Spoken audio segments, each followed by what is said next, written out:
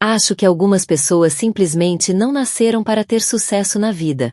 A minha esposa aqui é a prova viva disso. Essas palavras pairaram no ar como fumo tóxico no gala anual da nossa empresa. O copo de champanhe de cristal quase escorregou dos meus dedos quando a voz do meu marido, amplificada pelo microfone que ele tinha tomado com tanta confiança, continuou a dissecar as minhas supostas insuficiências perante 200 colegas, amigos e líderes da indústria. Eu fiquei imóvel no meu vestido preto de coqueteio, aquele em que tinha gasto 3 salários, porque ele tinha insistido que, pelo menos uma vez, eu tentasse parecer bem-sucedida. A iluminação ambiente da sala de repente pareceu demasiado agressiva, expondo todas as inseguranças que eu alguma vez tivera. Ela tinha sonhos tão grandes, continuou ele com aquele sorriso encantador que em tempos me fez sentir especial, mas que agora transbordava condescendência. Queria revolucionar a sustentabilidade na arquitetura. Mas há pessoas que simplesmente não têm o que é preciso, certo? Risos desconfortáveis e dispersos percorreram a sala. Vi o meu chefe mexer-se de forma constrangida, olhando para todo lado menos para mim. Os olhos da minha colega Raquel arregalaram-se em choque antes de desviarem rapidamente o olhar. Ninguém se mexeu para o parar. 15 anos de casamento ensinaram-me paciência. No entanto, alguém tem de ser a base, certo? A verdadeira provedora. Ele ergueu o copo, a aliança a brilhar sob a luz. Aquele que carrega o peso por 2. Tinha passado 7 anos neste gabinete de arquitetura, subindo lentamente na carreira, apesar de o meu marido minar constantemente a minha confiança em casa. Mas isto era diferente. Isto era uma execução pública de tudo aquilo por que eu tinha lutado. O pior de tudo, nem sequer era o álcool a falar. O Thomas estava perfeitamente sóbrio, os olhos azuis claros e calculistas quando encontraram os meus do outro lado da sala. Isto foi deliberado. Isto foi castigo. Apenas 3 dias antes, os sócios do gabinete tinham me informado discretamente que eu estava a ser considerada para o cargo de diretora de sustentabilidade, um cargo pelo qual o meu marido andava a lutar desde que entrou para a empresa através dos meus contactos, há 2 anos. Vais dizer alguma coisa? Sussurrou a Diane, uma das poucas arquitetas seniores que alguma vez me mostrou apoio genuíno. A sua mão encontrou o meu cotovelo, dando-me estabilidade. Mas o que poderia eu dizer? Que o meu marido, formado em Harvard e mestre em lábia, tinha sistematicamente destruído a minha confiança ao longo dos anos. Que por trás dos nossos postais de Natal perfeitos e fotos de férias havia um homem que acidentalmente apagava os meus ficheiros de apresentações? Que marcava escapadinhas românticas surpresa que coincidiam com as minhas reuniões importantes? Que me dizia que eu era demasiado emocional para liderar? Ainda me lembro do dia em que levei para casa a notícia da aprovação do meu primeiro grande projeto.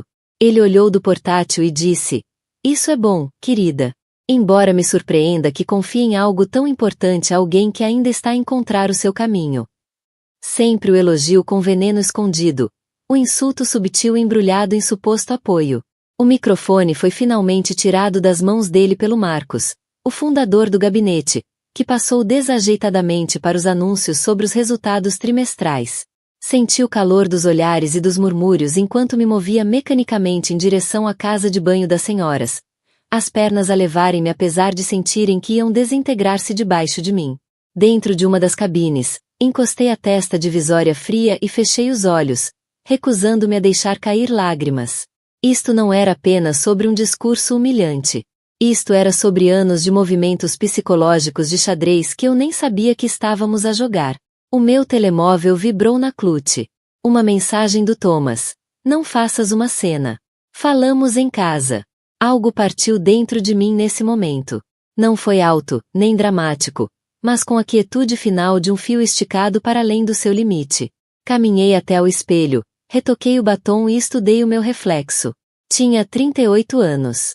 As linhas à volta dos meus olhos contavam histórias de risos que eu raramente vivia agora. Os meus ombros curvavam-se ligeiramente para dentro. Quando é que comecei a tornar-me mais pequena? Sabes que ele tem andado a dizer à direção que tens andado a lutar contra a ansiedade e que talvez não estejas pronta para uma promoção, disse uma voz atrás de mim. Era a Ellen, dos RH. A expressão dela era uma mistura de pena e desconforto. Não devia estar a dizer-te isto, mas depois de esta noite, Merecer saber com o que estás a lidar. Agradeci-lhe com uma firmeza que surpreendeu até a mim. Quando voltei ao gala, o Thomas estava rodeado pelos sócios seniores, a rir como se a sua destruição pública da esposa tivesse sido apenas mais uma história encantadora. Ele cruzou o olhar comigo e teve a audácia de piscar o olho. Não fui para casa naquela noite. Fiquei num hotel a 3 quarteirões do nosso Brownstone, sentada de pernas cruzadas na cama com vestido caro, a fazer listas, enviar e-mails e formar um plano, enquanto as luzes da cidade piscavam através das cortinas como estrelas distantes a guiar-me para algo que eu ainda não conseguia nomear. De manhã, eu sabia exatamente o que precisava de fazer e tinha exatamente 24 horas para o conseguir. A questão de ser chamada de fracasso é que isso obriga-nos a definir o que é, de facto, sucesso para nós. Enquanto estava naquele quarto de hotel a ver o nascer do sol pintar a cidade de dourado e promessa, percebi que tinha andado a medir o meu valor através da lente distorcida do meu marido durante demasiado tempo. O meu telefone tinha 27 chamadas não atendidas do Thomas. As mensagens de voz evoluíram de tom severo. Este drama tem de acabar agora. Para preocupado. Querida, estou preocupado contigo. Para irritado. Isto é exatamente o tipo de comportamento imaturo de que eu falava. Típico Thomas. Mudar de estratégia quando uma manipulação não resultava. Pedi serviço de quartos, café, e peguei no portátil. Primeiro ponto na lista. E-mails. Havia dezenas de colegas a escrever. Alguns verdadeiramente preocupados, outros a esconder mal a sua curiosidade mórbida, mas o único que importava era o do próprio Marcos. No meu escritório, 9 horas. Precisamos de falar sobre a noite passada. Perfeito. Isso dava-me 3 horas para me preparar. Tomei banho, deixando a água quente lavar 15 anos de dúvidas. Enquanto me vestia com o conjunto de emergência que tinha no saco do ginásio, fui mentalmente listando cada vez que o Thomas minou um projeto, cada conflito de agenda acidental que ele criou antes das minhas apresentações, cada vez que acedeu aos meus ficheiros no nosso sistema doméstico. Os padrões agora eram tão claros. Como é que não os vi? Lembrei-me do nosso jantar do 5º aniversário, quando mencionei candidatar-me à chefia do projeto Johnson. É muita pressão, querida. Lembras-te de como ficaste com o desenvolvimento de West Ridge? Odeio ver-te tão estressada. A preocupação dele pareceu tão genuína que no dia seguinte retirei o meu nome da candidatura. O projeto Johnson acabou por ganhar prêmios do setor, sob a liderança do Thomas. Ou da vez que fui convidada para falar na conferência de sustentabilidade, uma enorme oportunidade profissional. 2 dias antes do evento, o Thomas surpreendeu-me com bilhetes para um resort à beira-mar. Trabalhas demais. Precisas de uma pausa. Quando hesitei, ele ficou com um ar tão magoado. Só queria cuidar de ti. Mas se a tua carreira é mais importante do que o nosso casamento. Acabei por ir na viagem. O orador que me substituiu fez contactos valiosos com os clientes que eu esperava impressionar. Cada incidente parecia isolado na altura. Cada manipulação vinha embrulhada em um ar de preocupação plausível e cuidado com o meu bem-estar, ao ponto de eu duvidar do meu próprio instinto. O padrão ia para além do trabalho. Quando quis treinar para uma meia maratona. Querida, sempre tiveste dificuldades com resistência. Não quero ver-te desiludida. Quando pensei em fazer aulas de italiano, as línguas nunca foram o teu forte na faculdade, lembras-te? Sempre o lembrete casual de algum fracasso passado, real ou inventado. Até as minhas amizades foram se erodindo com a sua influência subtil.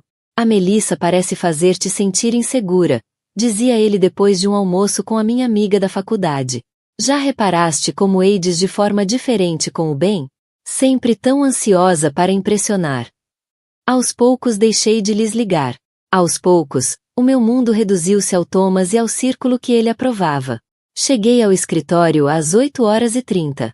Notei as conversas em surdina que pararam quando passei. A Raquel aproximou-se na copa, os olhos cheios de simpatia. Todos sabemos que ele esteve completamente fora de linha, disse ela, apertando meu braço. Ninguém leva o que ele disse a sério.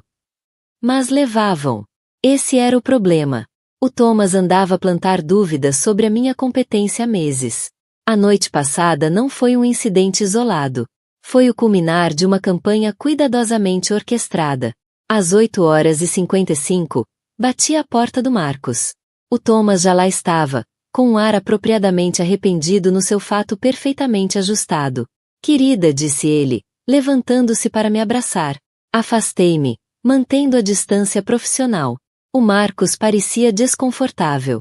Achei que devíamos esclarecer as coisas depois dos comentários infelizes de ontem à noite. O Thomas lançou-se de imediato na sua performance. Quero pedir sinceras desculpas. O estresse do prazo do projeto Harrington afetou meu juízo e bebi um pouco demais. Ele não tinha bebido. Nunca magoaria intencionalmente a minha esposa, por quem tenho enorme respeito. Mentira. Foi um erro terrível que não voltará a acontecer. O único erro foi eu ter acreditado nele durante 15 anos. O Marcos pareceu aliviado com aquela resolução fácil. Bem, estas coisas acontecem em ambientes de alta pressão. O importante é seguirmos em frente como equipa. Sorri educadamente. Antes de seguirmos em frente, há algo que precisa de saber, Marcos. Nos últimos 6 meses, tenho documentado um padrão de sabotagem profissional que afeta diretamente os projetos e a reputação deste gabinete. O sorriso confiante do Thomas vacilou ligeiramente. Querida, este não é o momento nem o local para assuntos pessoais. Isto não é pessoal, respondi, com a voz firme. Isto é estritamente profissional. Abri o portátil e virei-o para o Marcos. Estes são e-mails que o Thomas enviou da minha conta para clientes. A cancelar reuniões de que nunca soube. Aqui estão manipulações no calendário que mostram como prazos de projetos foram alterados sem autorização. E aqui está a prova de ficheiros acedidos e modificados a partir do nosso IP de casa, enquanto eu estava a viajar para o projeto de Atlanta. A cor desapareceu do rosto do Thomas. Ela está claramente a ter algum tipo de colapso, disse ele ao Marcos, sem sequer olhar para mim. É exatamente por isto que eu andava preocupado com ela. Assumir responsabilidade adicional. Mas o Marcos já estava a passar os olhos pelas provas, a expressão a tornar-se mais séria a cada segundo. Há mais, disse calmamente. Muito mais. Eu não tinha planeado tornar-me numa detetive amadora dentro do meu próprio casamento, mas o instinto de sobrevivência ativa-se quando estamos a afogar-nos. 6 meses antes, depois de Thomas ter enviado acidentalmente um e-mail a criticar a minha abordagem de design para todo o departamento, em vez de apenas para o seu mentor, comecei a guardar registros. Começou com documentação simples, capturas de ecrã, carimbos de tempo em e-mails, conversas gravadas, legais no nosso estado com consentimento de uma das partes. Mas à medida que as provas se acumulavam, percebi que precisava de ajuda especializada. Foi então que contactei a Olivia Shen. A Olivia era uma especialista em forense digital que conheci numa conferência de mulheres na arquitetura há 3 anos. Mantivemos contato esporádico, e quando lhe enviei as minhas suspeitas, ela aceitou analisar as provas, inicialmente como cortesia profissional, mas eventualmente porque, como ela própria disse, este é o caso mais metódico de manipulação psicológica e sabotagem que vi em 15 anos de carreira. Enquanto Thomas pensava que eu estava em aulas de yoga todas as terças à noite, eu encontrava-me com a Olivia, construindo um dossiê que se tornaria na minha apólice de seguro. Nunca imaginamos que teria de usar tão cedo, mas a humilhação pública do Thomas forçou-me a agir. Estes registros de acesso mostram alguém a usar as tuas credenciais para modificar os dados de sustentabilidade na proposta Harrington, disse o Marcos, franzindo a testa ao ecrã do meu portátil. Reduziram os índices de eficiência só o suficiente para levantarem dúvidas, mas não o suficiente para serem óbvios. Essas alterações podiam ter nos custado o contrato se os engenheiros do cliente as tivessem detetado. Expliquei. Descobri e corrigi-as na noite antes da entrega. O endereço IP remonta à nossa rede doméstica, numa altura em que eu estava no escritório a trabalhar até tarde, como vários colegas podem confirmar. A estratégia do Thomas mudou instantaneamente. Marcos, isto é ridículo. Temos problemas conjugais e ela está a tentar arrastar o gabinete para o meio disto. Sim, acedi ao computador dela em casa. Somos casados, pelo amor de Deus. Mas esta teoria da conspiração é exatamente o tipo de reação emocional de que eu falava ontem à noite. Eu tinha antecipado exatamente esta resposta. É por isso que pedi a uma especialista em cibersegurança que documentasse tudo, disse, deslizando um envelope selado sobre a secretária. Isto contém as conclusões certificadas dela, incluindo provas que não podem ser explicadas com um simples acesso partilhado ao computador. O Marcos abriu o envelope devagar, a expressão a endurecer à medida que lia o conteúdo. Thomas, estas acusações são extremamente sérias. Se forem verdadeiras, constituem motivo para rescisão imediata e, possivelmente, ação legal por parte do gabinete. A máscara do Thomas caiu completamente. Não te atrevas, sibilou-me, esquecendo-se momentaneamente de que o Marcos estava presente. Tudo o que tens é por minha causa. Quem achas que convenceu os sócios a manter-te depois dos erros de cálculo na Torre Mitchell? Os erros de cálculo na Torre Mitchell que apareceram misteriosamente no meu relatório final depois de eu ter verificado os números 3 vezes. Ergui uma sobrancelha. Estão documentados no relatório também. O Marcos levantou-se abruptamente. Preciso de reunir os outros sócios para discutir isto. Ambos devem manter-se disponíveis, mas separados hoje. Os recursos humanos irão contactá-los. Enquanto Marcos saía com as minhas provas, o Thomas virou-se para mim. O seu rosto bonito distorcido pela raiva. Uma raiva que eu só tinha vislumbrado até então, mas nunca visto em plena força. Julgas-te muito esperta, disse ele baixinho. Mas acabaste de destruir tudo o que construímos juntos. Quando eu explicar ao conselho os teus problemas de saúde mental, terás sorte se conseguires trabalho a desenhar casotas de cão. Endireitei a saia. Essa é a questão sobre ser subestimada, Thomas. As pessoas não nos veem chegar. Dirigi-me para a porta. Depois parei. E não te incomodes a ir para casa a pagar nada. Os backups na cloud não estão na nossa casa. Passei o resto da manhã numa pequena sala de reuniões, a responder a perguntas dos RH e do conselho jurídico do gabinete. Ao meio-dia, o choque inicial tinha passado e senti uma estranha calma instalar-se em mim. Acontecesse o que acontecesse a seguir, eu tinha recuperado a minha voz. A Raquel trouxe-me almoço e sentou-se comigo em solidariedade. O escritório todo está a falar disso, confidenciou. O Thomas está com sócios agora e não tem bom aspecto.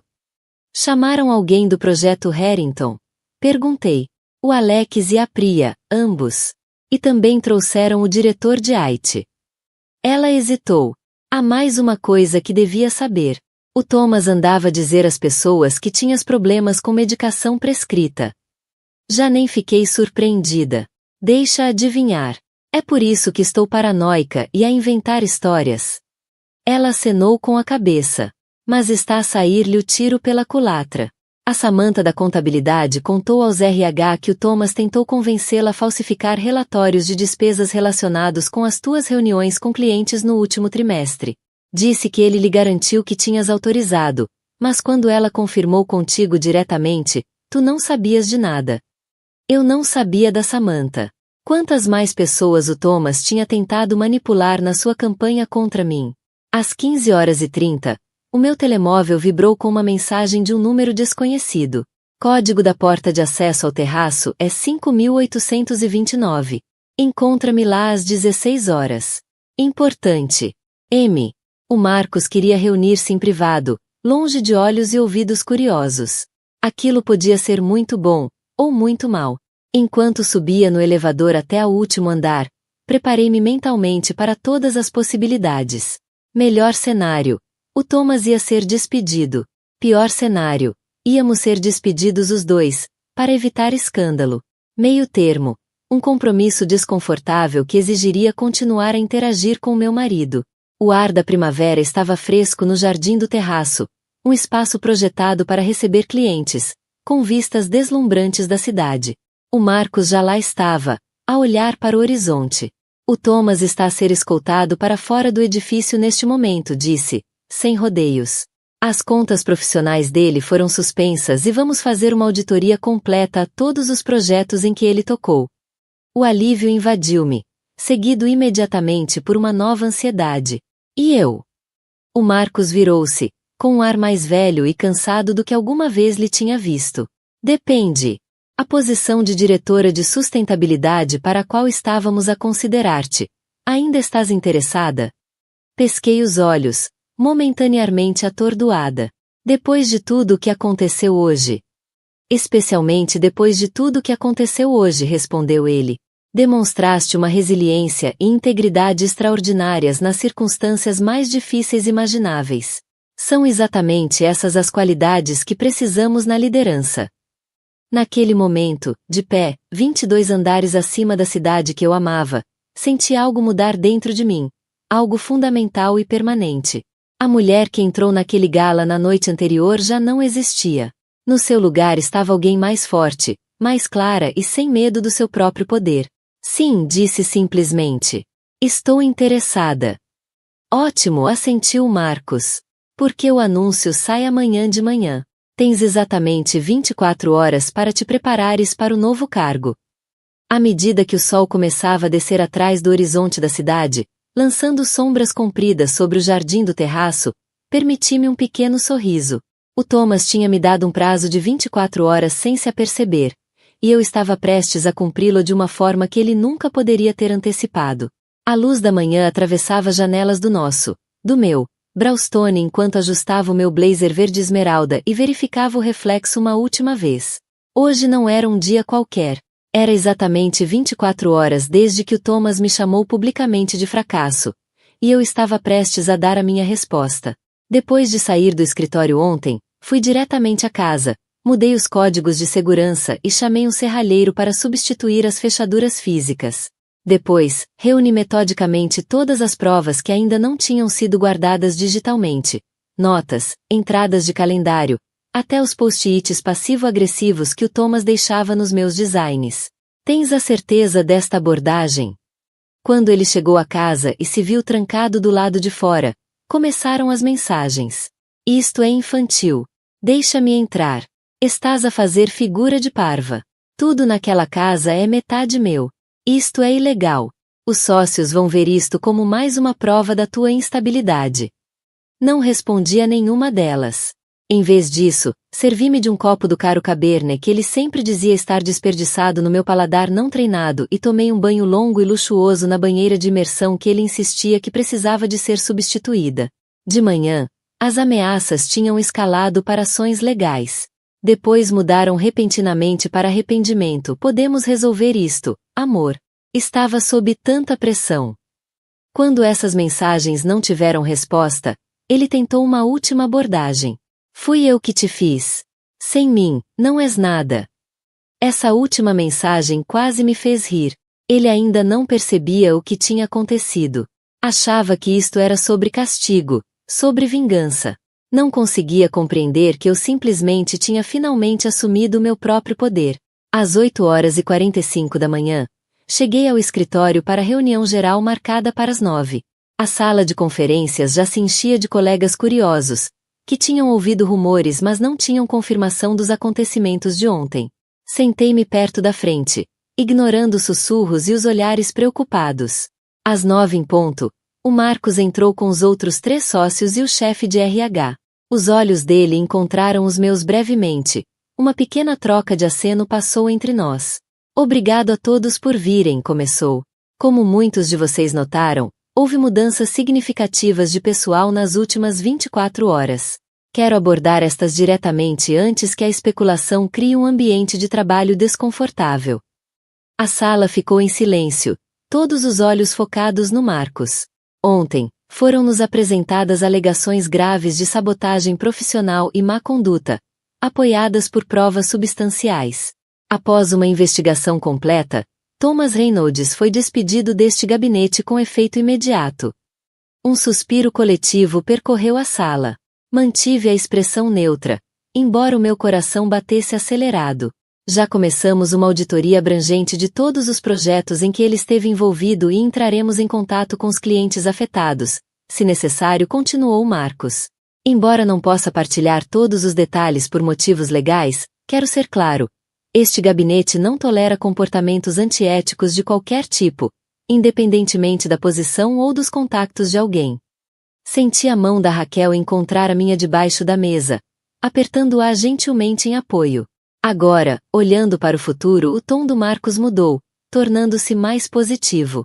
Tenho o prazer de anunciar que, após a aprovação unânime da direção, Estamos a nomear uma nova diretora de sustentabilidade para liderar a nossa crescente divisão de design ambiental. Era isto. O momento que o Thomas tinha tentado tão desesperadamente impedir. A Alison Reynolds demonstrou, de forma consistente, visão excepcional, integridade e liderança ao longo dos seus 7 anos neste gabinete. A sua abordagem inovadora ao desenvolvimento da Zona Oeste poupou milhões ao cliente, ao mesmo tempo que estabeleceu novos padrões de sustentabilidade urbana. A direção confia que ela trará a mesma excelência para este novo cargo. Os aplausos começaram devagar e depois cresceram, à medida que os colegas se levantavam. Não todos, claro, o Thomas tinha aliados, mas o suficiente para sentir um calor a espalhar-se dentro de mim que nada tinha a ver com vergonha, e tudo com validação. Enquanto caminhava para frente para aceitar o cargo, vi uma figura familiar através da parede de vidro da sala de conferências. O Thomas estava no átrio, tendo conseguido convencer a recepção a deixá-lo entrar. Os nossos olhos cruzaram-se à distância, os dele cheios de fúria fria, os meus firmes e calmos. Virei-lhe as costas e voltei-me para os meus colegas. Obrigada por esta oportunidade e pela vossa confiança. Como muitos de vocês sabem, o último dia foi desafiante. Um pequeno murmúrio de riso desconfortável. Mas os desafios muitas vezes revelam as nossas verdadeiras capacidades. Apresentei a minha visão para a divisão de sustentabilidade, a minha voz tornando-se mais forte a cada ponto. Enquanto falava, reparei, com a visão periférica, na segurança a escoltar discretamente o Thomas para fora do edifício. Ele já não era da minha conta. Após a reunião, choveram felicitações dos colegas. Alguns verdadeiramente entusiastas, outros claramente a recalibrar a sua percepção sobre mim em tempo real. Política de escritório nunca muda, mas a minha posição dentro dela tinha se transformado da noite para o dia. O meu telemóvel vibrou com uma mensagem da Olivia. Vi o comunicado da empresa online. Parabéns, diretora Reynolds. A justiça fica-te bem. À meio da tarde, já estava instalada no meu novo gabinete, curiosamente, ou talvez não, exatamente aquele que o Thomas ambicionava. Enquanto organizava os meus materiais de referência sobre inovação em materiais sustentáveis, a minha assistente bateu a porta com suavidade. Está aqui alguém para te ver. Não tem marcação, mas diz que é importante. Uma senhora Catherine Reynolds. A minha sogra. Sempre tive uma relação complexa com a Catherine, uma ex-juíza brilhante que, de alguma forma, nunca viu, ou escolheu não ver, a natureza manipuladora do filho. Mande-a entrar, disse, preparando-me para acusações e defesas do seu precioso filho. A Catherine entrou, impecavelmente vestida, como sempre, o cabelo prateado no seu bob perfeito. Mas havia algo diferente na sua expressão, um cansaço que nunca lhe tinha visto. Parabéns pela promoção, disse formalmente, permanecendo de pé mesmo quando lhe ofereci um lugar. Obrigada, Catherine. Em que posso ajudar? Ela pousou uma pequena pen USB na minha secretária. O Thomas não sabe que estou aqui, e certamente não sabe disto. Olhei para a pen, depois para ela, interrogando. Contém provas de que o Thomas fez o mesmo à ex-namorada, no antigo gabinete em Boston. Aquela de quem ele disse que tinha problemas mentais e tentou arruinar-lhe a carreira por ciúmes. Devia ter te dado isto há anos. Fiquei a olhar para ela, sem palavras. Convenci-me de que ele tinha mudado, que tinha aprendido a lição. Endireitou ainda mais a postura já perfeita. Estava enganada. E lamento. Quando se virou para sair, parou à porta. Ele herdou isso do pai. Passei 30 anos a arranjar desculpas para aquele homem também. Não cometas o mesmo erro. Depois de ela sair, fiquei a olhar para Pen, percebendo que a história que eu estava a viver era ainda maior e mais complexa do que imaginava. O Thomas não tinha inventado as suas táticas comigo. Ele tinha as praticado, aperfeiçoado, herdado. Às 17h30, exatamente 24 horas depois da sua humilhação pública, enviei um e-mail interno para toda a empresa a delinear a minha primeira iniciativa como diretora de sustentabilidade. Um programa de mentoria especificamente criado para apoiar mulheres e minorias em cargos de liderança na arquitetura. A primeira resposta chegou quase de imediato, do Marcos. Aprovado. Orçamento alocado. Vamos mudar a cultura, não apenas os edifícios. Olhei pela janela do meu gabinete para a cidade que se estendia à minha frente. Edifícios que ajudei a projetar a erguerem-se para o céu. Pela primeira vez em muitos anos, senti a força completa das minhas próprias capacidades, livre da corrente constante de dúvidas que o Thomas cultivava com tanto cuidado. Ele chamou-me de fracasso em público. Mas a minha resposta não foi para o contradizer. Foi para, finalmente, completamente e gloriosamente, estar certa sobre mim própria. 6 meses passaram num turbilhão de projetos, apresentações e uma profunda reconfiguração pessoal. Liderar a divisão de sustentabilidade exigia tudo o que eu tinha. O que, afinal, era muito mais do que me tinham deixado acreditar. O processo de divórcio estava em andamento, confuso e conflituoso, como seria de esperar. O Thomas contratou um advogado agressivo especializado em retratar mulheres profissionais como instáveis e vingativas. Mas o meu próprio advogado, uma recomendação da Catherine, ironicamente, estava a desmontar meticulosamente a narrativa dele com as mesmas provas que lhe tinham custado o emprego. Ele está a propor um acordo, informou-me o meu advogado durante a nossa chamada semanal. Quer evitar mais danos à reputação profissional. Quais são os termos? Perguntei, já sabendo que seriam desenhados para beneficiá-lo à minha custa. Ele abdica de todas as reclamações sobre a tua herança familiar e contas de reforma se assinares um nada sobre as circunstâncias da sua demissão. Ponderei brevemente. Diz-lhe que não. A verdade não é negociável. Houve um tempo em que teria escolhido o caminho mais fácil, evitar conflitos a qualquer custo. Mas essa mulher já não existia. Tinha sido substituída por alguém que entendia que certas batalhas precisam de ser travadas, não só por si mesma, mas por todos os que um dia se possam encontrar em situações semelhantes. No trabalho, as mudanças foram ainda mais dramáticas. O programa de mentoria tinha se expandido para além do nosso gabinete. Recebemos um prêmio de inovação em sustentabilidade pelo projeto EASTRID, precisamente aquele que o Thomas tinha tentado sabotar com métricas de eficiência alteradas. Claro que nem tudo era perfeito. Ainda havia dias difíceis, momentos de dúvida que surgiam quando menos esperava. 15 anos de manipulação psicológica não desaparecem da noite para o dia. Às vezes, dava por mim a duvidar de decisões, a ouvir a voz do Thomas na minha cabeça. Tens a certeza de que pensaste bem nisto? Lembras-te de como tiveste dificuldades com o conceito do edifício Parker? Nesses dias, pegava no diário que tinha começado, não para documentar o comportamento do Thomas, mas os meus próprios feitos, grandes e pequenos, provas para contrariar os ecos persistentes da sua voz. Chegou novamente a gala anual do gabinete. O mesmo evento onde, um ano antes, o Thomas me tinha declarado publicamente como um fracasso. Considerei não ir, mas isso teria sido ceder-lhe espaço na minha história. Desta vez, escolhi um vestido vermelho, não preto. Ousado, confiante, impossível de ignorar. Quando entrei sozinha no salão, senti os olhares voltarem-se para mim, mas os sussurros agora eram diferentes. Eram sussurros de respeito, de reconhecimento. A extensão de Vestrid que desenhaste está magnífica, disse um dos nossos maiores clientes, aproximando-se com genuína admiração. Aquele sistema de parede viva é algo que nunca vi. O programa de mentoria transformou a experiência da nossa filha na empresa dela, partilhou a esposa de um dos sócios.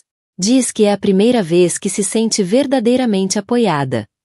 O Marcos encontrou-me junto à fonte de champanhe, com um ar mais descontraído do que o que tinha visto durante todo o ano. A divisão de sustentabilidade aumentou a receita em 22% desde que assumiste, disse ele, sem rodeios.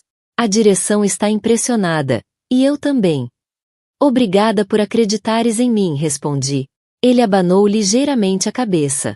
Eu não acreditei em ti, Alison. Apenas saí do teu caminho.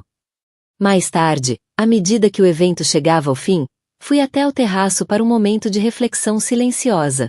As luzes da cidade estendiam-se diante de mim como uma galáxia de possibilidades, cada uma representando um futuro que agora eu era livre de escolher. O meu telefone vibrou com uma mensagem da Catherine. A tua apresentação sobre o projeto Hudson foi destacada hoje na Architectural Digest. O Thomas viu. Agora sabe o que perdeu. Não respondi. O reconhecimento, ou falta dele, do Thomas já não me importava. Tinha deixado de medir o meu valor pelos olhos dele. Enquanto ali estava, sob o vasto céu noturno, pensei na mulher que fui há um ano, a encolher-se para caber no espaço estreito que ele tinha reservado para mim, confundindo controlo com cuidado, crítica com preocupação. Aquela noite em que ele me chamou fracassada em público tinha sido, ao mesmo tempo, o pior momento da minha vida e, paradoxalmente, o início do meu verdadeiro sucesso. Não o sucesso externo das promoções e elogios, embora esses fossem gratificantes, mas o sucesso mais profundo de ter recuperado a minha própria história. Percebi então que a maior vingança não era provar que o Thomas estava errado. Na verdade, não tinha nada a ver com Thomas. Era provar a mim mesma que eu estava certa, sobre quem sou, sobre do que sou capaz e sobre o que mereço. O verdadeiro fracasso teria sido ficar mais um dia numa vida que era demasiado pequena para o meu espírito. Ergui o copo de champanhe num brinde silencioso à mulher em que me tornei. Não perfeita, ainda a curar, mas irrevogavelmente, gloriosamente livre. Alguns finais são, na verdade, começos disfarçados. E às vezes, ser chamada de fracassada em público é exatamente o empurrão de que precisamos para mostrar ao mundo, e a nós próprias, como é que o sucesso realmente se parece.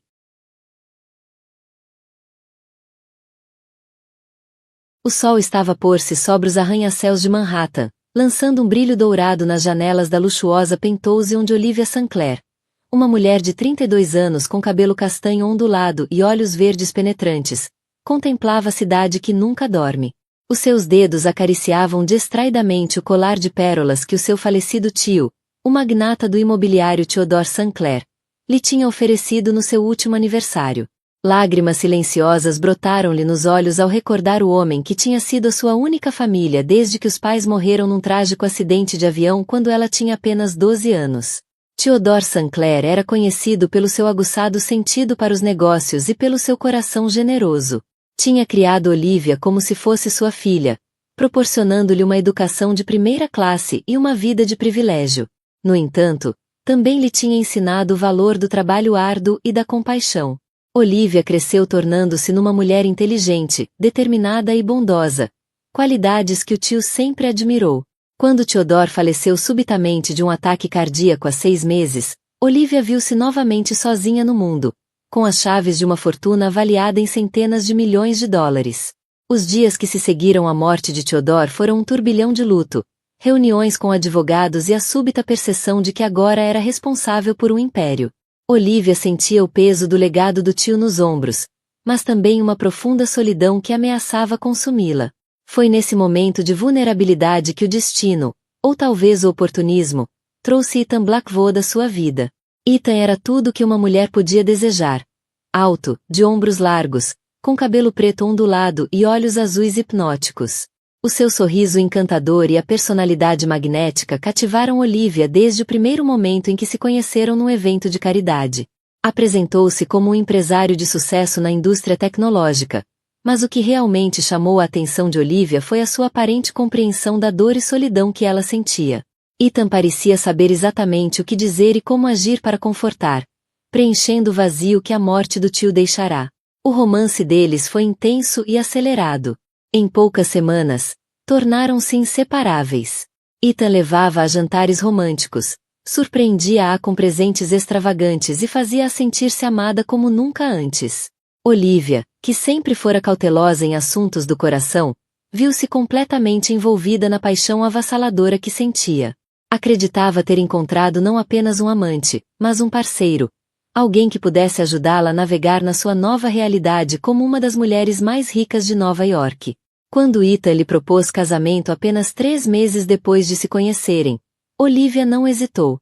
O anel de diamantes no seu dedo parecia selar não só o amor deles, mas também o fim da sua solidão.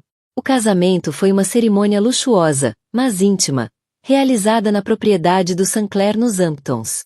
Olivia irradiava felicidade no seu vestido de noiva de estilista, enquanto Ethan, elegante no seu smoking, sorria com um brilho nos olhos que ela interpretou como amor, mas que escondia algo bem mais sinistro. Os primeiros meses de casamento pareceram um sonho. Ethan parecia o marido perfeito, atencioso, apaixonado e sempre pronto a apoiá-la nas decisões relativas ao negócio da família. No entanto, começaram a surgir pequenas mudanças. Ethan passou a passar mais tempo fora de casa, alegando reuniões de negócios e viagens de trabalho. Quando estava em casa, recebia frequentemente chamadas misteriosas, saindo da sala para falar em privado. Olivia tentou afastar as dúvidas que se insinuavam na sua mente. Convencia-se de que estava a ser paranoica, que o estresse de gerir o império do Sinclair estava a toldar o seu julgamento. Mas uma voz persistente no fundo da mente avisava-a de que algo não estava certo. Foi numa noite chuvosa de outono que o mundo de Olivia desabou por completo. Tinha regressado mais cedo de uma viagem de negócios, ansiosa por surpreender Ethan. Ao entrar silenciosamente no apartamento, ouviu sons vindos do quarto principal. O coração disparou ao reconhecer a voz de Ethan, mas depois gelou ao perceber que ele não estava sozinho. Com as mãos a tremer, Olivia empurrou lentamente a porta do quarto e a visão diante de si deixou-a em estado de choque. Ethan estava na cama com uma mulher. Olivia reconheceu imediatamente Sofia, a sua assistente pessoal. As duas estavam tão envolvidas na paixão que não notaram Olivia de imediato. Quando finalmente a viram, o rosto de Ethan não demonstrou qualquer remorso, apenas irritação por ter sido apanhado. Sofia, por outro lado, exibiu um sorriso malicioso que deixou claro que aquilo não era uma traição isolada. As palavras que se seguiram foram como facas no coração de Olivia. Ethan, friamente e sem hesitação, revelou que o casamento deles tinha sido uma farsa desde o início. Ele e Sofia tinham planeado tudo, aproveitando-se de Olivia no momento em que ela estava mais vulnerável, conquistando a sua confiança e, por fim, tomando controle da sua fortuna. O amor que Olivia acreditava ser verdadeiro não passava de uma encenação elaborada. Devastada e humilhada, Olivia fugiu do apartamento, com as lágrimas a turvarem-lhe a visão enquanto corria para o elevador. A chuva caía impiedosamente quando ela pisou a rua, misturando-se com as suas lágrimas. Sem pensar, entrou no seu carro de luxo e acelerou pelas ruas molhadas de Nova York, com o coração despedaçado e a mente em tumulto. Foi neste estado de profunda angústia que o destino interveio, mais uma vez, na vida de Olivia. Numa curva apertada, o carro deslizou no pavimento escorregadio. Ela tentou recuperar o controlo, mas era tarde demais. O veículo rodopiou violentamente antes de embater contra uma árvore na berma da estrada.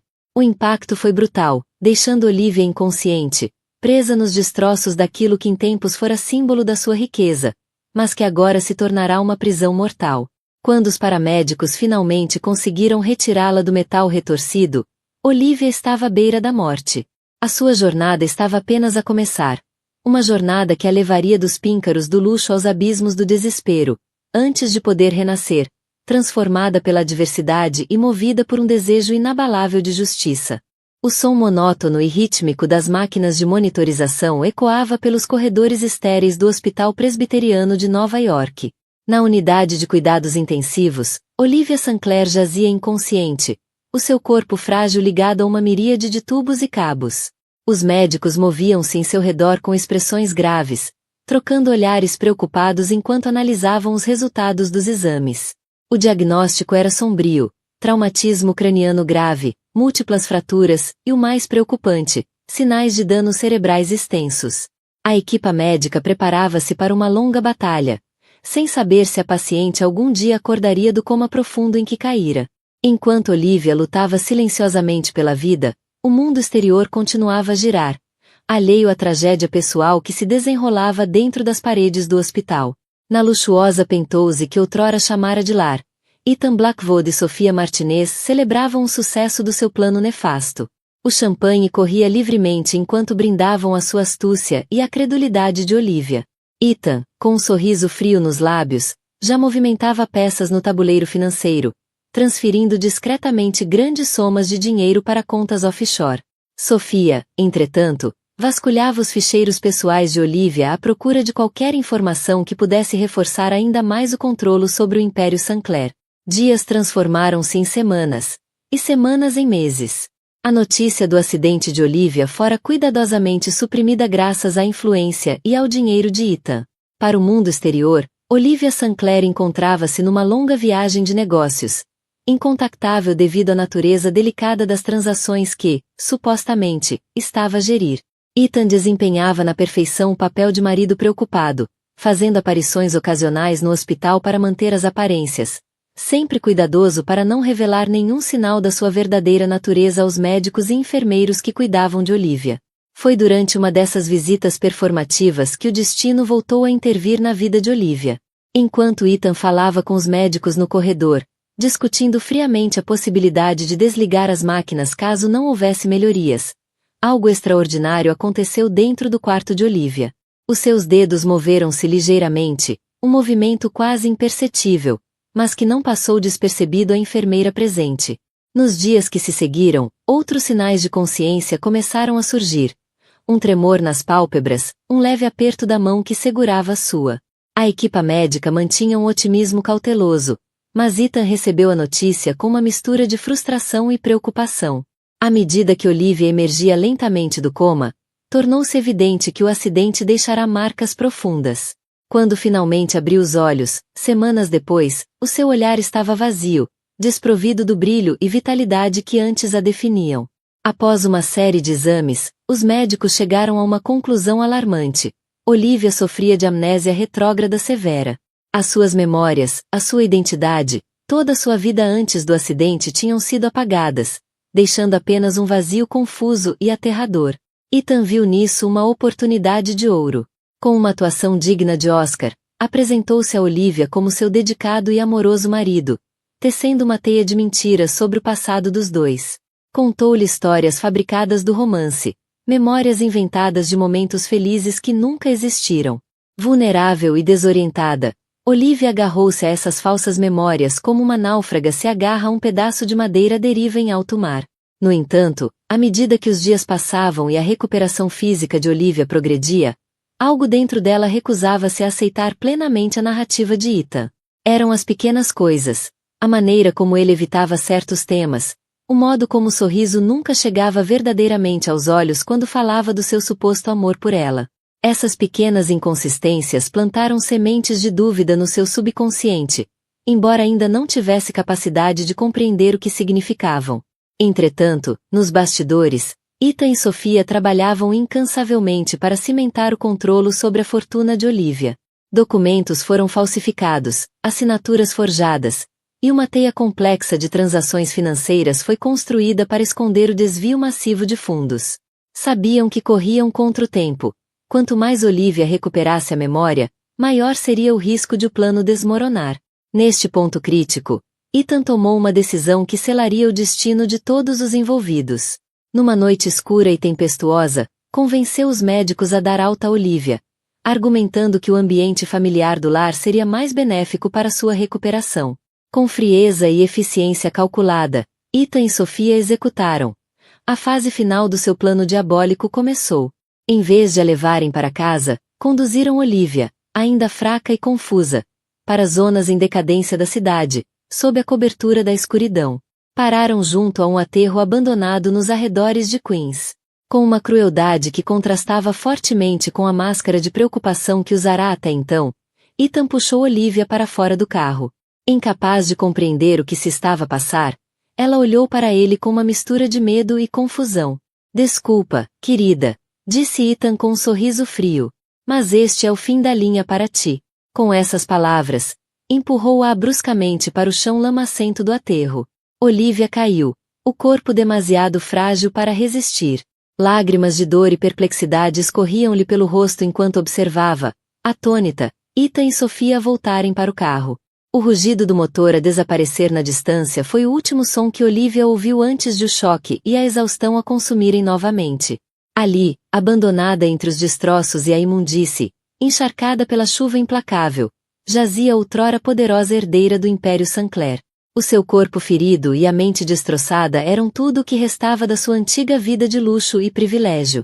Horas passaram, e o céu começou a clarear com os primeiros raios da aurora, quando uma figura solitária surgiu da neblina matinal. Era Rosa Mendes, uma mulher de meia-idade que sobrevivia a recolher materiais recicláveis no aterro. Os seus olhos cansados, habituados a vasculhar restos descartados em busca de algo de valor, abriram-se de espanto ao ver o corpo imóvel de Olivia. Rosa aproximou-se com cautela, temendo o pior. Para seu alívio, percebeu que a mulher ainda respirava, embora mal. Sem hesitar, Rosa tirou o seu casaco gasto e cobriu Olivia, protegendo-a do frio cortante da manhã. Com uma força que desmentia sua aparência frágil, conseguiu levantar Olivia e, passo a passo, levou-a até a sua modesta cabana perto do aterro. A pequena casa de Rosa era simples, mas limpa e acolhedora. Com cuidado maternal, tratou das feridas de Olivia, trocou-lhe as roupas encharcadas por outras secas, embora esfarrapadas, e deitou-a na sua única cama. Enquanto cuidava da mulher misteriosa, Rosa não conseguia deixar de pensar na filha, Marisol, que morrera anos antes, vítima de violência nas ruas. A semelhança entre Olivia e Marisol era impressionante, e Rosa sentiu uma ligação imediata à estranha que o destino colocará no seu caminho. Nos dias que se seguiram, Rosa cuidou de Olivia com uma dedicação inabalável. Usou o pouco que tinha para comprar medicamentos e comida nutritiva, sacrificando seu próprio conforto pelo bem-estar da desconhecida. Aos poucos, Olivia começou a recuperar a força física, embora sua mente continuasse a ser um labirinto de confusão e memórias fragmentadas. Quando finalmente conseguiu falar, Olivia descobriu que não se lembrava de nada da sua vida passada. O seu próprio nome era um mistério. Movida por um impulso inexplicável, Rosa começou a chamá-la de Marisol, o nome da sua filha perdida. Olivia, ou Marisol como agora era conhecida, aceitou o nome com gratidão, agarrando-se a essa nova identidade como a única âncora no mundo que não compreendia. À medida que os dias se transformaram em semanas, Marisol adaptou-se à nova realidade. Rosa ensinou-lhe o ofício da reciclagem, mostrando-lhe como separar materiais, identificar itens valiosos e negociar com compradores locais. O trabalho era duro e as condições difíceis, mas Marisol encontrou uma estranha paz nesta nova vida simples. As mãos, outrora habituadas ao toque suave de tecidos finos e joias caras, agora endureciam com o esforço diário. Mas, no fundo, algo se agitava. Memórias vagas começaram a emergir. O brilho das joias, o som de risos numa festa elegante, o aroma de um perfume caro. Numa noite, encontrou um jornal antigo com uma fotografia sua ao lado de Ethan num gala. Nesse momento, como se uma barragem tivesse rebentado, tudo regressou. Olivia Sinclair tinha voltado, e com ela, uma fúria inabalável e uma sede ardente de vingança. O jogo mudará. Desta vez, Olivia estava determinada a ser ela a vencer. A alvorada em Nova York trouxe consigo uma energia frenética. As ruas rapidamente se enchiam de peões apressados e o constante movimento de veículos. No entanto, numa pequena cabana nos limites da sociedade, uma revolução silenciosa estava prestes a começar. Olivia Sinclair, agora plenamente consciente da sua identidade e do terrível destino que lhe fora imposto, olhava o seu reflexo num pedaço de espelho partido. Os seus olhos, outrora cheios de inocência e confiança, ardiam agora com uma determinação feroz e sabedoria conquistada com sofrimento. As marcas deixadas por meses de trabalho árduo no aterro contrastavam com as memórias da vida de luxo que outrora viverá. Um lembrete constante de quanto tinha perdido e de quanto ainda tinha a recuperar. Rosa Mendes observava Olivia com uma mistura de orgulho maternal e apreensão. Nos últimos dias, desde a chocante revelação da verdadeira identidade de Marisol, Rosa testemunhara uma transformação extraordinária na mulher que salvara e cuidara. A doçura e vulnerabilidade que antes definiram Marisol tinham sido substituídas por uma intensidade quase palpável em Olivia. Rosa sabia que estava perante uma força da natureza prestes a ser libertada. E embora temesse o que estava por vir, estava determinada a apoiar Olivia na sua busca por justiça. Mirra, disse Rosa suavemente, usando o termo carinhoso em espanhol com que se habituara a chamar Marisol. O que planeias fazer agora? Olivia virou-se lentamente, um pequeno sorriso a formar-se nos seus lábios. Um sorriso que não chegava aos olhos. Frio. Calculado. Primeiro, Rosa, vou recuperar o que é meu por direito. Depois, vou fazer o Ethan e a Sofia pagarem por cada segundo de sofrimento que me causaram. A sua voz era calma, mas carregava uma intensidade que fez Rosa estremecer involuntariamente. Os dias que se seguiram foram um turbilhão de atividade. Usando os recursos limitados que tinha à disposição, Olivia começou a tecer uma intrincada teia de informação e contactos. Sabia que não podia simplesmente reaparecer e reclamar a sua antiga vida. Ethan e Sofia teriam tomado precauções para proteger o seu embuste. Tinha de ser mais inteligente, mais paciente, E, acima de tudo, mais implacável do que os seus inimigos. O seu primeiro passo foi contactar discretamente Janice, a sua antiga governanta e uma das poucas pessoas em quem realmente confiava. Usando um telefone público e disfarçando a voz, Olivia combinou um encontro secreto com Janice num café movimentado no centro da cidade. O reencontro foi emocional, cheio de lágrimas silenciosas. Janice, que sempre suspeitara que algo terrível acontecerá a Olivia, ficou aliviada por vê-la viva, mas horrorizada com a sua história. Com a ajuda de Janice, Olivia começou a juntar as peças do puzzle da sua vida roubada. Descobriu que Ethan e Sofia tinham sido meticulosos na tomada de controle, alterando documentos, manipulando contas bancárias e até subornando funcionários-chave da Sinclair Enterprises. A profundidade da traição era ainda maior do que Olivia imaginara, o que só alimentava ainda mais a sua determinação em procurar justiça. Entretanto, no mundo corporativo de Manhattan, Ethan Blackwood enfrentava águas cada vez mais turbulentas. As decisões imprudentes e gananciosas ele e Sofia tomaram começaram a alcançá-los. Acionistas insatisfeitos, parceiros comerciais desconfiados e uma investigação discreta da SEC, Securities and Exchange Commission, estavam lentamente a cercar o casal.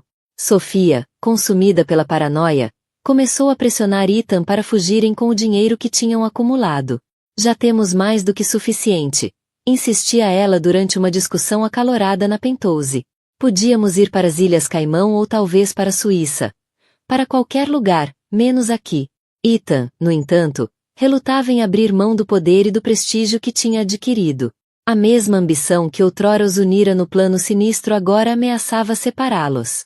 Foi neste momento de vulnerabilidade que Olivia decidiu fazer o seu próximo movimento.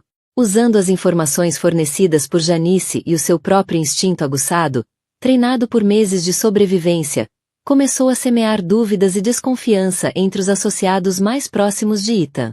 Rumores cuidadosamente orquestrados sobre transações suspeitas e possíveis desfalques começaram a circular pelos corredores da Sinclair Enterprises. O golpe mais ousado de Olivia surgiu sob a forma de um e-mail anônimo enviado a vários membros do Conselho de Administração. O e-mail continha provas irrefutáveis de algumas das atividades ilegais de Ethan e Sofia, editadas com precisão para ocultar a origem da informação. O caos que se seguiu foi exatamente o que Olivia antecipara. O conselho convocou uma reunião de emergência, e de repente Ethan viu-se a lutar para manter o controle que antes acreditava inabalável. Enquanto a tempestade corporativa se formava, Olivia avançava para a próxima fase da sua vingança pessoal. Com a ajuda de Rosa, começou a transformar-se fisicamente. Tinta de cabelo barata, lentes de contato coloridas e roupas escolhidas em lojas de segunda mão criaram uma nova persona. Amanda Green, uma assistente executiva ambiciosa e nova em Nova York. Sob essa nova identidade, Olivia conseguiu um trabalho de baixo nível na Sinclair Enterprises, misturando-se anonimamente entre os muitos rostos desconhecidos que preenchiam os andares inferiores do arranha-céus corporativo. Dia após dia, ela observava, ouvia e recolhia informações, sempre à procura da oportunidade perfeita para se aproximar de Ethan e Sofia sem despertar suspeitas. Então, num dia aparentemente comum, o destino colocou-lhe a oportunidade que tanto esperava. Um elevador avariado obrigou Ethan a usar o elevador de serviço, o mesmo que Olivia, disfarçada de Amanda, usava regularmente. Quando as portas se fecharam, deixando-os sozinhos no espaço confinado, Olivia sentiu o coração acelerar. Ali estava ele, o homem que destruíra sua vida, a menos de 1 metro de distância, completamente alheio à sua verdadeira identidade. Ethan, distraído com o telemóvel, mal notou a assistente ao seu lado. Olivia, no entanto, absorvia cada detalhe, o cheiro familiar do perfume caro, o tique nervoso no olho esquerdo que sempre surgia quando ele estava sob pressão, a aliança que ainda usava, um lembrete cruel da traição. Foi preciso toda a força de vontade para Olivia não o confrontar ali mesmo, para não gritar todas as verdades que a consumiam há meses. À medida que o elevador subia lentamente, Olivia permitiu-se um pequeno sorriso.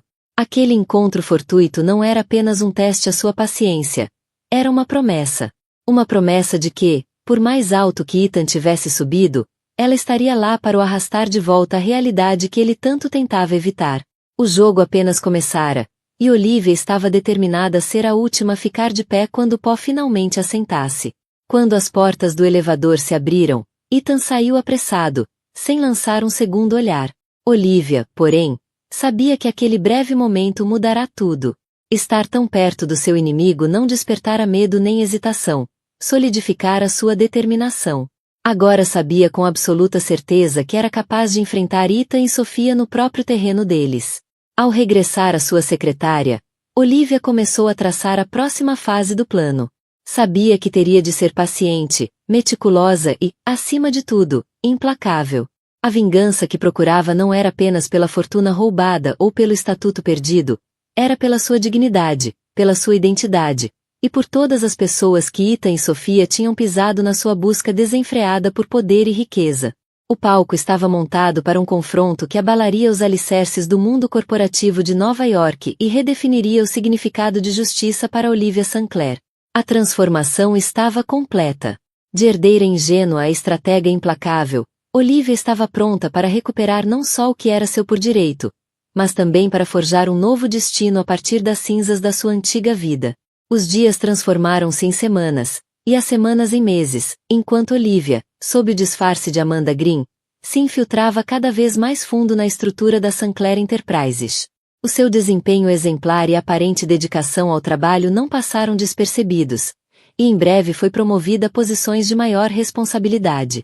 Cada passo na escada corporativa aproximava-a do seu objetivo final, mas também aumentava o risco de ser descoberta. Durante esse tempo, Olivia enfrentava não apenas os desafios externos da sua missão, mas também uma intensa batalha interna. As suas noites eram frequentemente preenchidas por pesadelos vívidos, forçando-a a reviver o momento da traição e do abandono. Acordava encharcada em suor frio, o coração a bater violentamente no peito, lutando para distinguir entre a cruel realidade do passado e a feroz determinação do presente. Nesses momentos de vulnerabilidade, era a memória de Rosa e da sua bondade incondicional que a ancorava, lembrando-lhe que, mesmo nos momentos mais sombrios, ainda havia luz. No seu pequeno apartamento alugado, longe do luxo a que outrora estava habituada, Olivia passava horas a refinar o plano. Mapas mentais cobriam as paredes, ligando pessoas, eventos e transações financeiras numa complexa teia de corrupção e engano. Sabia que derrubar Ethan e Sofia exigiria não só provas incontestáveis dos seus crimes, mas também aliados estratégicos dentro e fora da empresa. Um desses aliados surgiu na forma de Marcus Donovan, um veterano analista financeiro da Sinclair Enterprises que sempre se mostrará cético quanto à ascensão meteórica de Ethan. Marcus, com a sua integridade inabalável e olhar apurado para os números, notara discrepâncias nas contas da empresa que outros convenientemente ignoravam. Reconhecendo-o como um trunfo potencial, Olivia cultivou cuidadosamente uma amizade profissional. Foi durante um almoço casual com Marcus que Olivia encontrou a primeira verdadeira oportunidade. Entre garfadas de salada e conversa aparentemente inofensiva, conduziu habilmente o tema para os rumores de irregularidades financeiras dentro da empresa. Marcus, habitualmente reservado, deixou escapar a sua frustração com a falta de transparência na gestão de Ethan. Há algo que não está certo, Amanda, admitiu ele em voz baixa, olhando à volta com nervosismo. Os números simplesmente não batem certo, e sempre que tento investigar, encontro barreiras por todo lado. Olivia viu a oportunidade que esperava. Com todo cuidado, começou a partilhar algumas das suas próprias observações, apresentando-as como preocupações de uma funcionária dedicada. A cada encontro seguinte, ela e Marcus trocavam mais informações, compilando gradualmente um dossiê devastador contra Ethan e Sofia. Entretanto, no topo da pirâmide corporativa, as tensões entre Ethan e Sofia atingiam um ponto de ruptura. A pressão crescente das investigações internas e externas começava a deixar marcas. Sofia, sempre a mais cautelosa dos dois, insistia cada vez mais para que fugissem com o dinheiro enquanto ainda podiam. Ethan, no entanto, agarrava-se teimosamente ao poder e prestígio que lutara para conquistar, recusando-se a aceitar que o seu império estava a ruir à sua volta. Durante uma dessas discussões acesas, Olivia, a trabalhar até tarde como a sempre dedicada Amanda Green, conseguiu gravar uma conversa incriminatória. Escondida atrás de uma coluna no escritório quase vazio, registrou Ethan e Sofia discutirem abertamente os seus crimes, desde a manipulação inicial de Olivia até os esquemas elaborados que criaram para desviar fundos da empresa. Essa gravação era a peça final do puzzle, a prova irrefutável que precisava para expor a verdade. Com as provas em mãos, Olivia sabia que o momento de agir estava próximo. Ainda, ela hesitou, não por medo ou dúvida, mas porque percebeu que a sua jornada se tornará algo muito maior do que uma vingança pessoal. Ao longo dos meses a trabalhar nos níveis mais baixos da empresa, tinha testemunhado em primeira mão o impacto devastador da ganância e corrupção de Ethan e Sophia. Famílias a lutar para sobreviver com salários estagnados, benefícios cortados, e a constante ameaça de despedimentos em massa pendendo sobre a cabeça dos funcionários. Nesse momento, sozinha no seu pequeno apartamento, a olhar para as provas de meses de trabalho árduo, Olivia teve uma epifania. A sua vingança já não podia ser apenas sobre punir Ethan e Sophia. Tinha de ser sobre restaurar a integridade da empresa que o seu tio construíra com tanto amor e dedicação. Tinha de ser sobre proteger os meios de subsistência dos centenas de funcionários inocentes que dependiam da Sinclair Enterprises para sustentar as suas famílias. Com essa nova perspectiva, Olivia começou a reformular o seu plano. Não queria apenas expor os crimes de Ethan e Sophia. Queria reconstruir a empresa sobre fundações mais fortes e éticas. Isso significava não só remover os elementos corruptos, mas também implementar mudanças estruturais que evitassem futuros abusos. Nos dias que se seguiram, Olivia trabalhou incansavelmente, dormindo apenas algumas horas por noite. Refinou a sua estratégia, preparou documentos e construiu uma rede de aliados de confiança dentro da empresa. Marcus Donovan tornou-se o seu braço direito nesta operação, a sua experiência e conhecimento interno revelando-se inestimáveis. A tensão atingiu o auge durante a reunião anual do Conselho da Sinclair Enterprises. Sentindo que estava a perder o controle, Ethan planeava usar a reunião para consolidar o seu poder, propondo uma série de medidas draconianas que lhe dariam controle absoluto sobre a empresa. O que ele não sabia era que Olivia e os seus aliados estavam prontos para lançar o contra-ataque. Quando Ethan terminou a sua apresentação, cheia de meias-verdades e manipulações financeiras habilidosas, houve um momento de silêncio tenso na sala de reuniões. Foi então que Olivia, ainda disfarçada como Amanda Green, pediu permissão para falar. Com o coração a bater, mas a voz firme, desmontou metodicamente cada uma das alegações de Ethan, apresentando provas meticulosamente recolhidas de fraude, desfalque e abuso de poder. O choque na sala era palpável. Ethan, inicialmente desdenhoso, empalideceu rapidamente à medida que Olivia prosseguia com a sua denúncia. Sophia, sentada ao lado dele, parecia prestes a desmaiar. Os membros do conselho estavam sentados em silêncio atônito, as expressões a passarem da incredulidade para uma fúria crescente. Então, no auge da sua apresentação, Olivia fez o seu movimento final. Retirou a peruca e as lentes de contato que tinham feito parte do seu disfarce durante tanto tempo e revelou-se ao conselho. "O meu nome é Olivia Sinclair", declarou, com a voz a ressoar pela sala silenciosa, "e estou aqui para recuperar o que é meu por direito e para restaurar a integridade desta empresa." O caos que se seguiu foi indescritível. Ethan, numa tentativa desesperada, tentou fugir da sala, apenas para ser detido pelos seguranças que Olivia tinha estrategicamente posicionado. Sophia desabou na cadeira, toda a fachada de força a abandonar o seu corpo perante a inevitável queda. Nas horas e dias que se seguiram, toda a verdade veio à tona. Os mídia deliciaram-se com a história da herdeira deixada para morrer que regressou para reclamar o seu império. Munidas das provas de Olivia, as autoridades agiram rapidamente para prender Ethan, Sophia e os seus cúmplices. Para Olivia, no entanto, aquilo não era o fim, era apenas o começo. Sabia que agora enfrentava a tarefa monumental de não só reconstruir a empresa, mas também a sua própria vida. As cicatrizes da sua experiência eram profundas, mas também haviam forjado nela uma força e uma sabedoria que nunca imaginara possuir. Enquanto se preparava para sua primeira conferência de imprensa como CEO reintegrada da Sinclair Enterprises, Olivia refletiu sobre a sua jornada, de herdeira ingênua, a sobrevivente endurecida, e agora líder determinada com poder para fazer a diferença. Sabia que o caminho à frente seria desafiante, mas estava pronta para o enfrentar de cabeça erguida. Com Rosa, o seu alicerce moral, ao seu lado, e a memória do tio como luz orientadora, a vingança que outrora procurara transformará-se em algo muito maior. Uma missão de redenção, não só por si, mas por todos aqueles que dependiam da Sinclair Enterprises. E nessa missão, Olivia estava determinada a não falhar. O salão de conferências do Plaza Hotel, em Manhattan, estava repleto de jornalistas, executivos e curiosos. Todos ansiosos por testemunhar o que prometia ser uma das conferências de imprensa mais dramáticas da história corporativa recente. O burburinho cessou abruptamente quando Olivia Sinclair entrou na sala, captando de imediato todas as atenções. Vestida com um fato elegante mas conservador, um contraste gritante com as roupas simples que usará nos últimos meses, Olivia exalava uma aura de confiança e determinação que silenciou até os repórteres mais céticos. Ao dirigir-se ao púlpito, Olivia sentiu o peso de todos os olhares sobre si. Cada par de olhos na sala trazia uma pergunta, uma expectativa, uma dúvida. Por um breve momento, sentiu uma onda de ansiedade ameaçar dominá-la. Mas então os seus olhos encontraram Rosa, sentada discretamente na primeira fila, o olhar a irradiar força e apoio inabalável. Com um ligeiro aceno à sua salvadora e amiga, Olivia inspirou fundo e começou a falar.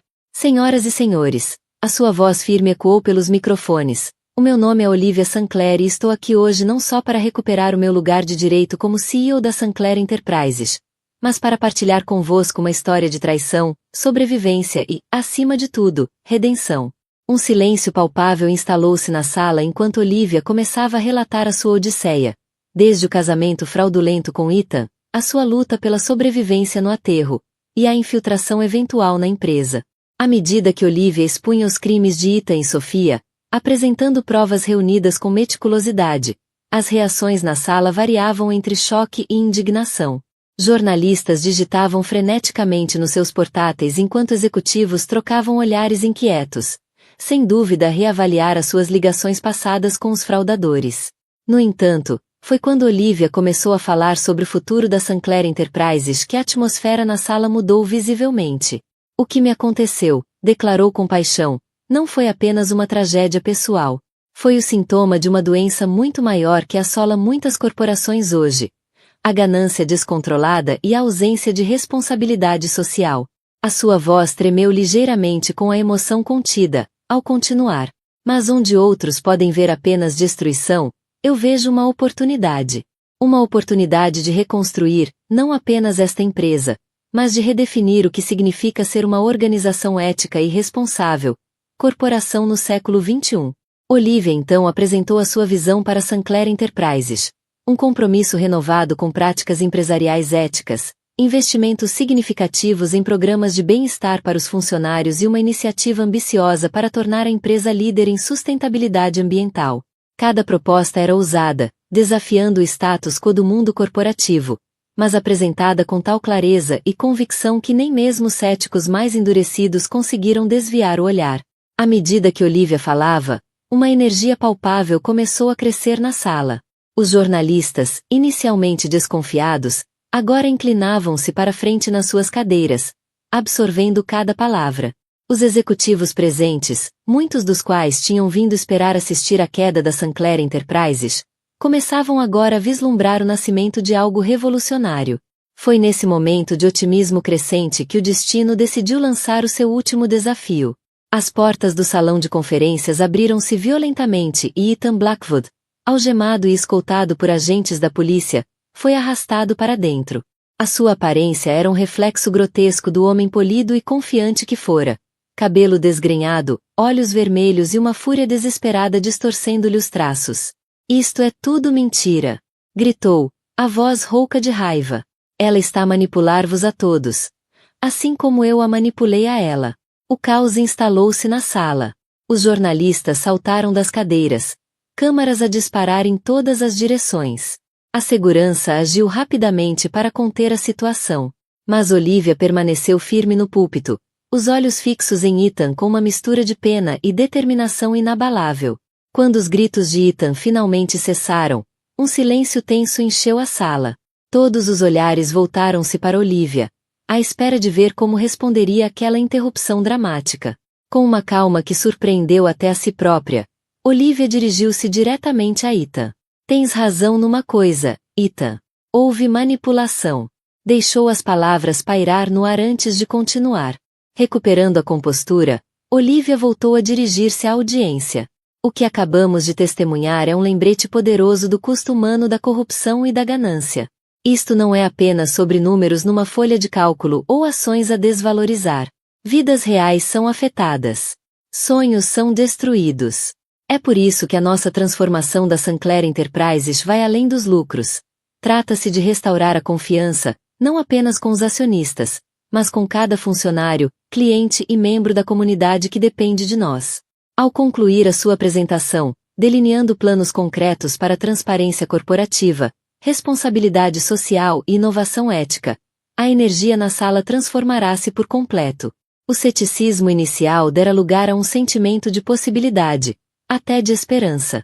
Jornalistas que vieram prontos para relatar o colapso de um império agora escreviam sobre uma história de renascimento e redenção. Durante a sessão de perguntas e respostas, Olivia respondeu a todas as questões com honestidade e clareza, recusando-se a evitar mesmo as perguntas mais difíceis sobre o seu passado ou os desafios que a empresa enfrentaria. A sua transparência e visão para o futuro pareciam cativar até os repórteres mais cínicos. Quando a conferência de imprensa terminou, Olivia desceu do púlpito sob uma tempestade de flashes de câmara e aplausos. Permitiu-se um momento de reflexão. O caminho à sua frente ainda era longo e cheio de obstáculos, mas pela primeira vez em muito tempo, sentia uma verdadeira esperança pelo futuro. Já não se tratava apenas de vingança ou justiça pessoal. Tratava-se de construir algo significativo e duradouro a partir das cinzas da sua antiga vida. Ao dirigir-se para a saída, Olivia parou brevemente ao lado de Rosa, que a aguardava com um sorriso orgulhoso e lágrimas nos olhos. Num gesto que surpreendeu os repórteres presentes, Olivia abraçou Rosa com força, sussurrando um sincero obrigada. Essa demonstração pública de gratidão pela mulher que a salvara do aterro não só humanizou Olivia aos olhos da imprensa, como também serviu como um poderoso lembrete da sua extraordinária jornada.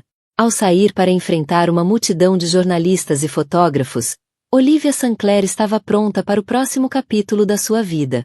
A vingança que outrora procurara transformará-se em algo muito maior, algo muito mais significativo. Agora, o seu foco estava em usar a sua experiência e posição para trazer mudança real e duradoura, não apenas à sua empresa, mas ao mundo empresarial como um todo. O sol punha-se sobre Manhattan, lançando um brilho dourado sobre os arranha-céus, como se a própria cidade celebrasse este novo começo. Para Olivia, era mais do que o fim de um dia, era o início de uma nova era, tanto para si como para Sinclair Enterprises. Com Rosa ao seu lado e uma visão de futuro à sua frente, Olivia estava pronta para transformar a sua história de sobrevivência num legado de mudança e esperança.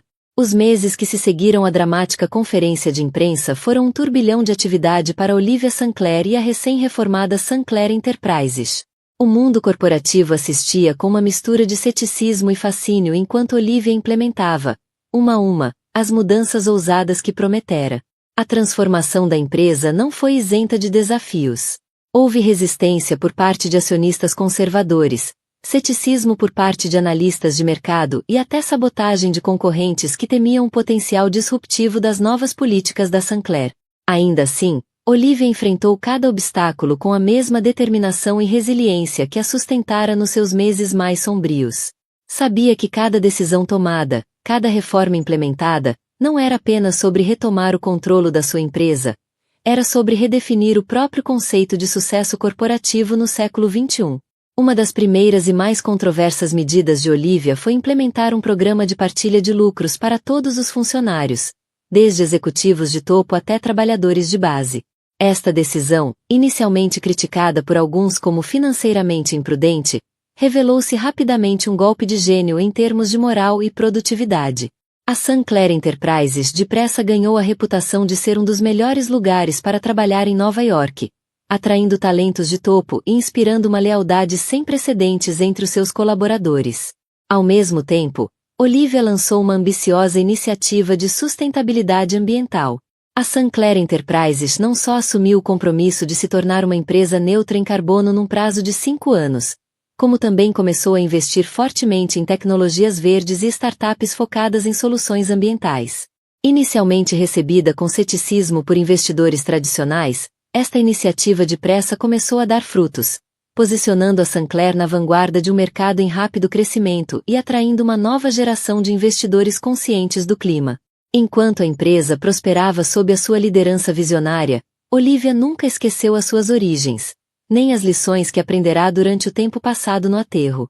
Criou a Fundação Sinclair para a Oportunidade, uma organização sem fins lucrativos dedicada a fornecer educação, formação profissional e oportunidades de emprego a comunidades sem abrigo e marginalizadas.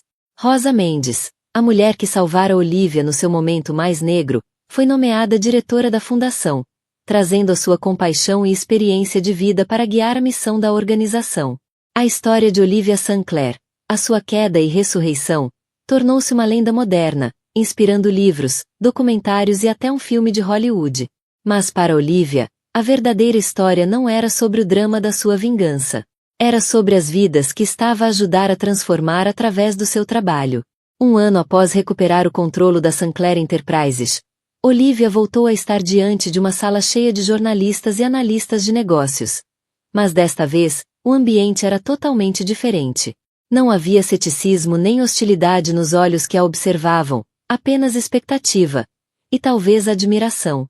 Olivia aproximou-se do púlpito. A sua postura confiante mas humilde refletia a jornada transformadora que tinha vivido. Há um ano atrás, começou ela, com voz clara e firme, estava aqui perante vocês como uma mulher em busca de justiça e redenção. Hoje, estou aqui não apenas como CEO da Sinclair Enterprises, mas como alguém profundamente comprometida com a ideia de que os negócios podem, e devem, ser uma força positiva no mundo. Olivia passou então a apresentar os resultados notáveis do seu primeiro ano à frente da empresa. A Sinclair Enterprises não só recuperara sua posição no mercado, como estava constantemente a superar as expectativas dos analistas. Mais importante ainda, a empresa estava a estabelecer novos padrões em responsabilidade corporativa, sustentabilidade ambiental e equidade no local de trabalho. Mas os números nas nossas folhas de balanço, por mais impressionantes que sejam, não contam toda a história. Continuou, com uma emoção subtil na voz. A verdadeira medida do nosso sucesso está nas vidas que tocamos, nas comunidades que ajudamos a reconstruir e no futuro mais sustentável e justo que estamos a trabalhar para criar. Nesse momento, Olivia fez uma pausa, varrendo a sala com o olhar até encontrar Rosa, sentada discretamente na primeira fila. Com um sorriso caloroso, prosseguiu. A minha própria jornada ensinou-me que a verdadeira força não vem do poder nem da riqueza, mas da compaixão, da resiliência e da capacidade de nos erguermos mesmo perante as adversidades mais esmagadoras. Essa é a lição que tentamos incorporar em todos os aspectos do nosso negócio. Ao concluir a sua apresentação, revelando planos ainda mais ambiciosos para o futuro da Sinclair Enterprises, tornou-se claro para todos na sala que não estavam apenas a testemunhar a revitalização de uma empresa, estavam a assistir ao nascimento de um novo paradigma empresarial. Após a conferência, enquanto Olivia caminhava pelos corredores da sede da Sinclair, refletia sobre a jornada extraordinária que a levará até ali. As memórias da sua vida passada, o luxo, a ingenuidade, a traição, pareciam pertencer a outra pessoa, a outra existência. O tempo no aterro, as lutas, a dor da perda e da mentira. Tudo isso transformará-se em fonte de força e propósito. Ao chegar ao seu escritório, Olivia parou por um momento para contemplar a vista de Manhattan das janelas do andar executivo. O sol punha-se sobre a cidade, pintando o céu em tons de laranja e rosa, relembrando o dia fatídico em que a sua vida mudará para sempre. Mas agora, em vez de solidão e desespero, Olivia sentia apenas gratidão e determinação. Um toque suave à porta arrancou-a dos pensamentos. Era Rosa, trazendo os relatórios mais recentes da Fundação Sinclair para a Oportunidade. As duas mulheres trocaram sorrisos calorosos, o laço profundo e inquebrável evidente nos seus olhos.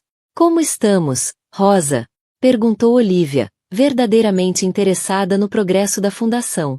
Rosa, com lágrimas de orgulho a brilhar nos olhos, começou a relatar os sucessos recentes. Famílias retiradas das ruas, jovens a receberem educação e formação, comunidades inteiras a serem revitalizadas. Cada história era um testemunho do poder das segundas oportunidades, algo que Olivia conhecia intimamente. Enquanto escutava, Olivia sentiu uma onda de emoção invadir-lhe o peito. A sua jornada, que começara com sede de vingança, evoluíra para algo muito maior e mais significativo. Não só recuperara o que era seu por direito, como descobrira um propósito mais elevado para sua vida e os seus recursos. Sabes, Rosa, disse Olivia suavemente, depois de ouvir o relatório, houve um tempo em que pensei que a minha história era sobre perda, traição e vingança. Mas agora vejo que era sobre encontrar uma força que nunca soube que tinha. Sobre descobrir o verdadeiro significado de família e de propósito. Rosa acenou, compreendendo perfeitamente. Transformaste a tua dor em algo belo, Mirra. Algo que está a mudar vidas. As duas mulheres ficaram em silêncio por um momento, a olhar para a cidade. Nova York, com todas as suas contradições, riqueza e pobreza, oportunidade e luta, parecia refletir o mundo que Olivia agora se esforçava por mudar. Ainda temos tanto trabalho pela frente, disse Olivia finalmente, a voz carregada de determinação. Rosa sorriu, pousando uma mão tranquilizadora no ombro de Olivia. Sim, temos. Mas olha só até onde já chegamos. Quando o sol desapareceu finalmente no horizonte, dando lugar às luzes cintilantes da cidade que nunca dorme, Olivia sentiu uma paz que nunca pensou possível. A sua jornada, do luxo à ruína e de volta outra vez, não tinha sido apenas sobre recuperar o que era seu, fora sobre descobrir quem realmente era, e o que realmente importava. O império que reconstruíra já não era apenas sobre poder ou riqueza, era uma plataforma para mudança, uma força para o bem. E Olivia Sinclair, outrora quebrada e abandonada, estava agora mais forte e determinada do que nunca a usar essa plataforma para fazer a diferença no mundo. Enquanto ela e Rosa se preparavam para mais uma noite de trabalho, a planear o futuro da Sinclair Enterprises e da fundação, Olivia sabia que a sua verdadeira vingança, se é que ainda podia chamar-lhe isso, não estava na queda de Ethan e Sofia, mas no bem que agora podia fazer. Nas vidas que estava a transformar. No legado positivo que estava a construir. A história de Olivia Sinclair, que começara com traição e desespero, tornará-se uma narrativa de redenção, propósito e esperança. E embora o capítulo da sua vingança tivesse terminado, um novo, e mais brilhante, capítulo estava apenas a começar. Não apenas para ela, mas para todos aqueles cujas vidas ela tocaria nos anos que se seguiam. 5 anos tinham passado desde que Olivia Sinclair recuperara o controle da Sinclair Enterprises e embarcara na sua missão de transformar não apenas a sua empresa, mas o próprio conceito de ética empresarial e responsabilidade social corporativa. O sol da manhã banhava a imponente torre de vidro e aço que agora servia de sede global da Sinclair Enterprises, a sua fachada coberta por painéis solares de última geração, um testemunho visível do compromisso da empresa com a sustentabilidade. No 50º andar, Olivia estava diante da janela panorâmica do seu escritório, observando a cidade que nunca dorme acordar para mais um dia.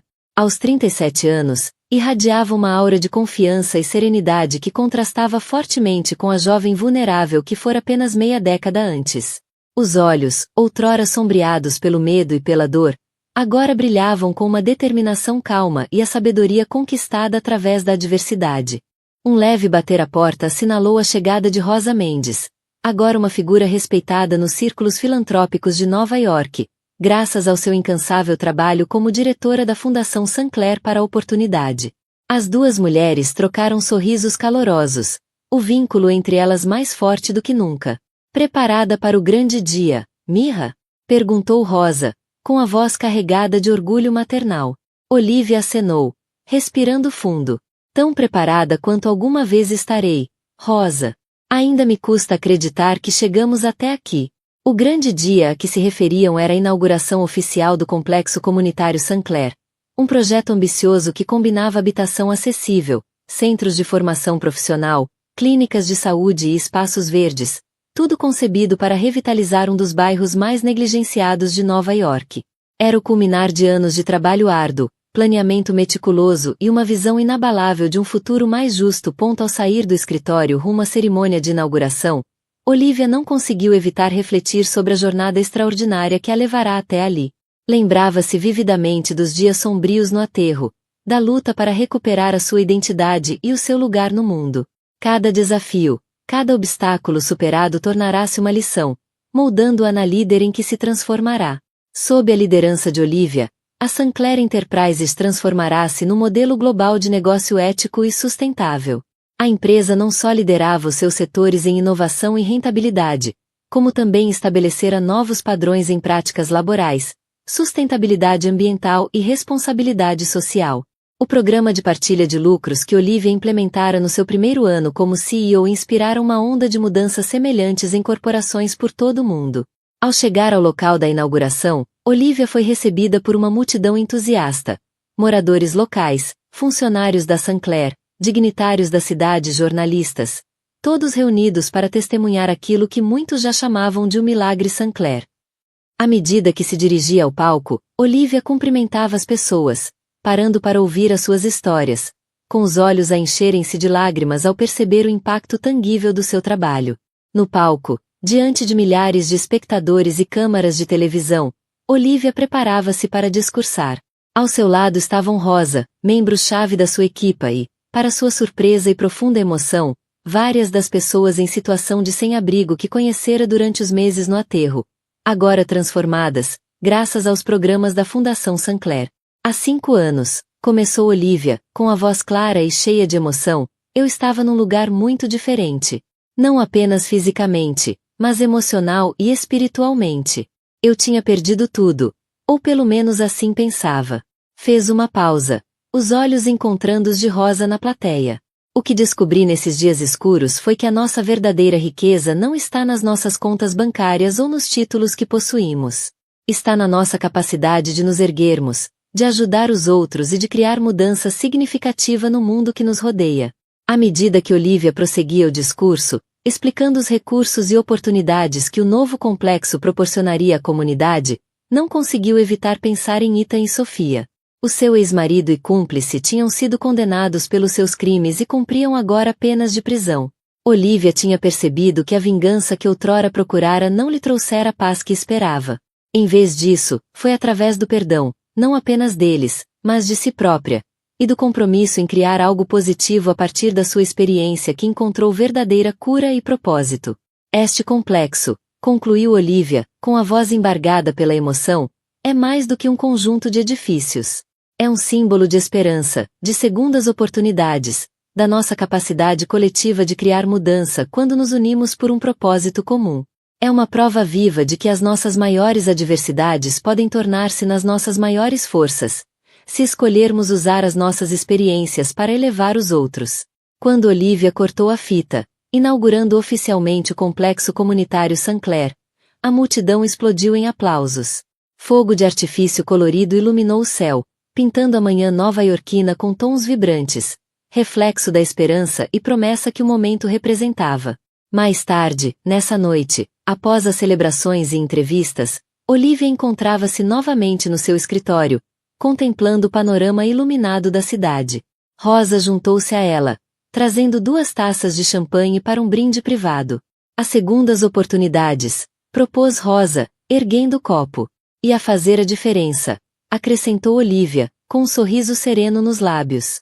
Enquanto as 2 mulheres olhavam a cidade, Olivia sentiu um profundo sentido de realização e paz.